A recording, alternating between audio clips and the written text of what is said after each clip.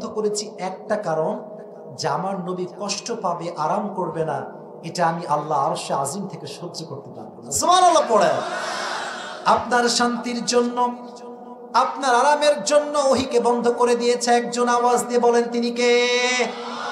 মা ওয়াদ্দাআকা রাব্বুকা ওয়া মা ক্বালা। Your Lord has not forgotten you, your prophet. নবী, আল্লাহ তো আপনাকে ভুলতে পারে না। সবাই সবাইকে ভুলতে পারে, বাট আল্লাহ কাউকে ভুলতে পারে না। আজকে সমাজ, যুব সমাজ আজকে বেশি আসছে। আজকাল তো বাংলাদেশে প্রেমের কোনো শেষ নাই, রিলেশনের কোনো শেষ নাই। আর এখানে অনেক বোনেরা আসেন, আমি জানি, প্রত্যেকটা বোনকে আমি সম্মান করি। আচ্ছা, মাহফিলে এত বোরকাওয়ালি মেয়ে আসে, পার্কে যে বোরকাওয়ালিরা প্রেম করে, এরা কারা? ঠিক আছে না যুবক ভাই? আমার কথাটা, আমি কোনো বোনকে অসম্মান করছি না। আমার কথা হচ্ছে, দাড়ি রাখলেই যেমন দিনদার হওয়া যায় না, বোরকা পড়লেই তেমন প্রকৃতপক্ষের দিনদার হওয়া যায় না। দিনদার হতে হলে এই যে এখানে যে জায়গাটা আছে না, এটা পরিষ্কার হতে হবে। আমি স্পষ্ট দেখেছি অনেক বোরকাওয়ালি মেয়ে প্রেম করছে ঢাকাতে। আমি দেখেছি যে ওর সঙ্গে আছে টাটকা টিকটকার, ওর দুই পাশে দুই চুল কিছুই নাই, মাঝখানে ঘোড়ার মতো সদা লম্বা লম্বা সজারুর মতো চুল। তো আমি দেখে বুঝলাম যে আজকালকার মেয়েদের রুচি এই পরিমাণ নষ্ট হয়েছে, যেটা মুখ দিয়ে বলা সম্ভব নয়। ঠিক না বলেছে? যেটা আমি বলছিলাম, এই প্রেমে দেখবেন যখন প্রেম শুরু হয়, নয়া নয়া প্রেম, আরে বাপ রে, हम तुम्हें कभी नहीं छोड़ेंगे, मर जाएंगे लेकिन नहीं छोड़ेंगे। তো এক মেয়ে তার, আপনাকে রাগটা করছেন নাকি আমার কথায়? যদি রাগ করেন তাহলে আমি জাস্ট তাফসিরি বলবো, বাস্তবে কোনো কথা বলতে পারবো না। বলা যাবে তো ইনশাআল্লাহ? একটা মেয়ে তার বয়ফ্রেন্ডকে বলছে যে, জান, তোমার সঙ্গে আমার কখনো ভালোবাসার ব্রেকআপ হবে না, যদি হয় সেদিন মৃত্যু হবে। সেদিন কি হবে? মৃত্যু হবে। তো কয়েকদিন পরে গার্লফ্রেন্ড বলছে ব্রেকআপ। তো বয়ফ্রেন্ড বলছে, কি রে ব্রেকআপ কেন? তুমি তো বলছো মৃত্যু পর্যন্ত আমাদের ব্রেকআপই হবে না। বলছে, আমি বলেছিলাম মৃত্যু হলে, কার মৃত্যু এইটা বলি না, আমার নানি মরছে, তোর সঙ্গে ব্রেকআপ। তার মানে আজকাল যত ভালোবাসা আছে, ভেজাইলে ভালোবাসা। আজকে ভালোবাসে, কালকে সরকারি টাকলাকে বিয়ে করে ফেলায়। আল্লাহ বলছেন, মা ওয়াদ্দাআকা রাব্বুকা ওয়া মা ক্বালা। আমি যারা ভালোবাসি তারা কখনো আমি বলতে পারি না। সুবহানাল্লাহ পড়েন। নবী, হে টেনশন করবেন না, আল্লাহ আপনার সঙ্গে আছে না নাই? তো ওহীর কষ্ট কত বেশি ছিল, একটু মনোযোগ দিয়ে শুনবেন। ওহী যখন আকাশ থেকে নাজিল হতো, আরশে আজিম থেকে জিবরাইলের মাধ্যমে নাজিল হতো, ওহীর ভারে নবীর গলা এবং দাড়ি সব ঘেমে যেত। আর এক হাদিসে আসছে, ওহী যখন নাজিল হতো, আল্লাহর হাবিব যদি ঘোড়াতে থাকতেন, ঘোড়া যখন দাঁড়িয়ে থাকতো, ওহী নাজিল হলে ঘোড়ার পাটা জমিনের ভেতরে দেবে যেত। ওহীর এতটা ভার ছিল, মিথলা সালসালাতিল জারাস। আচ্ছা, স্কুলে যখন ছুটি হয়, এটা কি দেয়? ঘন্টা।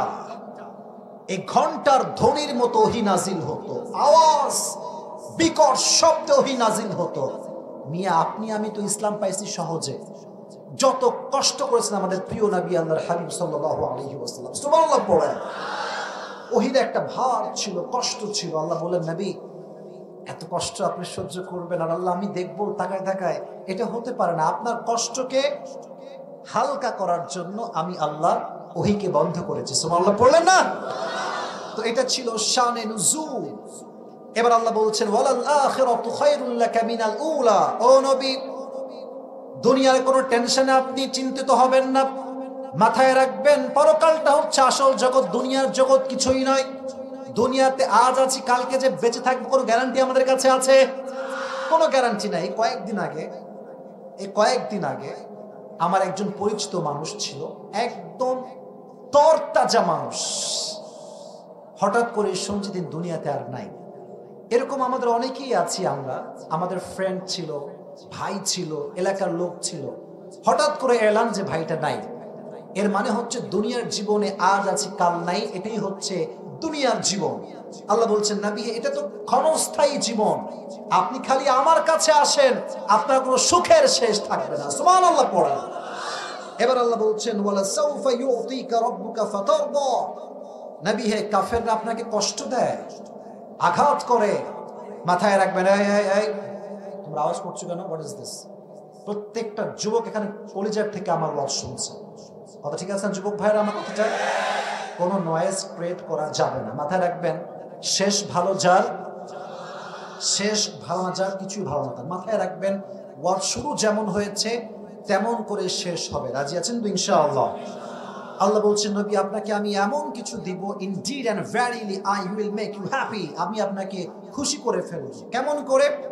আল্লাহর হাবিব দোয়া করেন, আল্লাহ ইসলামের গতি বেশি একটা ভালো না, আল্লাহুম্মা আইজ্জাল ইসলাম বিহাব্বি হাযাইনি রাজুলাইন বিআবি জিহাল ইবনে হিশাম আও বিউমর ইবনুল খাত্তাব। হে আল্লাহ, তোমাকে আমি দুইটা নাম বলবো, যে কোনো একজন মানুষকে মুসলিম বানাই তুমি ইসলামের পতাকা উঠায় দাও। আল্লাহ বললেন, ও নবী চিন্তা করবেন না, আমি ওমরের জন্য ইসলামটাকে কবুল করে ফেললাম। সুবহানাল্লাহ পড়েন। এই তাহাজ্জুদ দোয়া করে নবীজি সকালবেলায় গিয়েছেন দাওয়াতের কাজ করতে। যখন দাওয়াতের কাজ করছেন, নবীজি গোপনে গোপনে দেখছে সবাই যে ওমরে ফারুক তরবারি নিয়ে আঘাত করবার জন্য এগিয়ে আসছে। হামজা ইবনে আব্দুল মুত্তালিব বলল, ইয়া রাসূলুল্লাহ পালিয়ে যান, Omar will kill you very soon, সে আপনাকে মেরে ফেলবে। নবীজি বললেন, কোনো মারামারি হবে না, আমি যে তাহাজ্জুদ দোয়া করেছিলাম ওই দোয়াটা মনে হয় আল্লাহ কবুল করে ফেলেছেন। ওমরে ফারুক এসেই তরবারি ফেলে দিয়ে সঙ্গে সঙ্গে পাঠ করলো, লা ইলাহা ইল্লাল্লাহ মুহাম্মাদুর রাসূলুল্লাহ, কালেমা পাঠ করে মুসলিম হয়ে গেল। আল্লাহ বললেন, নবী আপনি টেনশন করছিলেন না ইসলাম নিয়ে, আমি আল্লাহ আপনাকে খুশি বানাই দিলাম। সুবহানাল্লাহ পড়লেন না? আর একটা হাদিস শোনায় আল্লাহ কিভাবে নবীকে খুশি করেছেন। আচ্ছা, আপনারা সবাই মেরাজের কথা শুনেছেন? শুনছেন না আপনারা সবাই মেরাজের কথা? এটা কখন ঘটেছে? যখন নবীজি অনেক টেনশনে ছিলেন, দুশ্চিন্তায় ছিলেন। একদিকে খাদিজা চলে গিয়েছে, আর একদিকে আবু তালেব চলে গিয়েছে। নবীজি টেনশন, শেল্টার দেওয়ার মতো কেউ নাই, সাপোর্ট দেওয়ার মতো কেউ নাই। আল্লাহ বললেন, নবী দুনিয়াতে খারাপ লাগছে, আসেন আমি আল্লাহ আপনাকে আরশে আজিমের মেহমান বানাই দিব। সুবহানাল্লাহ। এবার নবীকে আল্লাহ তাআলা আরশে আজিমে নিয়ে গেলেন, জান্নাত দেখালেন, জাহান্নাম দেখালেন, এবং 5 ওয়াক্ত নামাজের হাদিয়ার মাধ্যমে আল্লাহ নবীকে খুশি করে ফেললেন। সুবহানাল্লাহ পড়ে। দুইটা বিষয় পেলাম, এক ওমরে ফারুক ইসলাম গ্রহণ করেছেন, 2 আল্লাহ নবীকে মেরাজে নিয়ে গিয়েছেন, 3 আমরা যেই দিকে ফিরে নামাজ পড়ি এটার নামটা কি বলেন না? কি সাইড? পশ্চিম বা কিবলা। তো যখন নবীজি মক্কার থেকে মদিনায় আসলেন, আল্লাহ তাআলা কিবলাকে চেঞ্জ করে দিলেন। আচ্ছা ভাই, সারা জীবন পশ্চিমে আমরা নামাজ পড়ি, যদি পূর্ব দিক নামাজ পড়া শুরু করি মনে কি ভালো লাগবে বেশি একটা? নবীরও ভালো লাগে না। আল্লাহ আমার সব বংশ ওদিকেই ফিরেছে, আমি ওই দিকেই ছিলাম, আপনি কিবলা কেন চেঞ্জ করলেন? মনে মনে কষ্ট লাগে।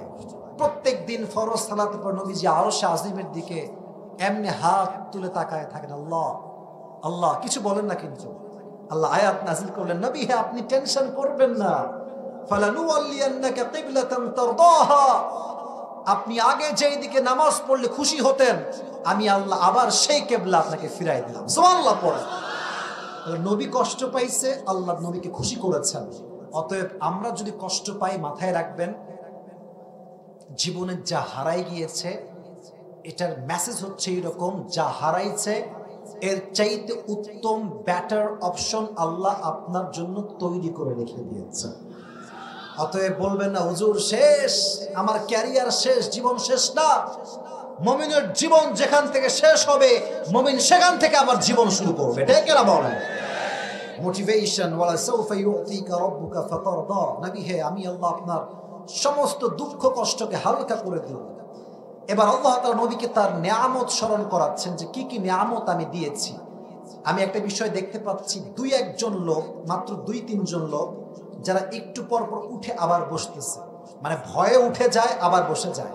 মাথায় রাখবেন একটা কথা, ওয়াজ কিন্তু বেশি রাত পর্যন্ত হবে না, বাট যেহেতু ওয়াদা করেছেন তাফসীর শেষ না করে যাবেন না, কেউ যাবেন না। রাজি আছেন তো ইনশাআল্লাহ?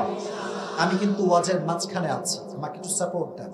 নবীজি বলছেন, আলাম ইয়াজিদকা ইয়াতীমান ফাআওয়া, নবী আমি কি আপনাকে ইয়তীম পাই নাই? আপনি তো ইয়তীম ছিলেন। ইয়তীম থেকে আপনাকে এত বড় নবী হিসেবে কবুল করেছে একজন। আওয়াজ দিয়ে বলেন তো তিনি কে? নবী যখন ছোট্ট শিশু ছিলেন, মাত্র 6 ইয়ার্স, 6 বছর